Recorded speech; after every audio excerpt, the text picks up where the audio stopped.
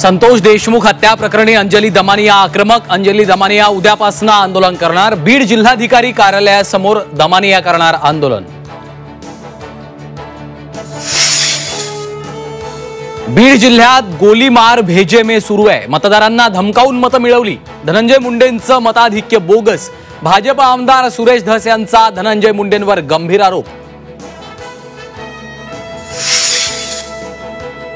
संतोष देशमुखांच्या मारेकऱ्यांना फाशी झाली पाहिजे। 2 तारखेपर्यंत आरोपींना अटक न केल्यास आंदोलन करणार। खासदार बजरंग सोनवणेंचा सरकारला इशारा।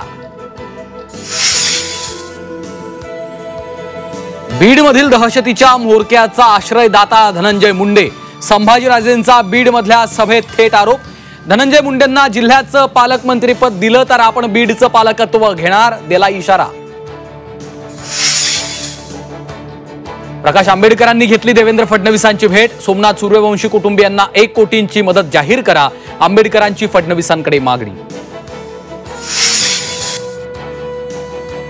जालन्यात एटीएसची कारवाई। अनवा गावातून एकाला ताब्यात। एटीएसच्या पथकानं जालन्यातून एकाला घेतलं ताब्यात। दहशतवादी कारवायात सहभागी असल्याचा संशय।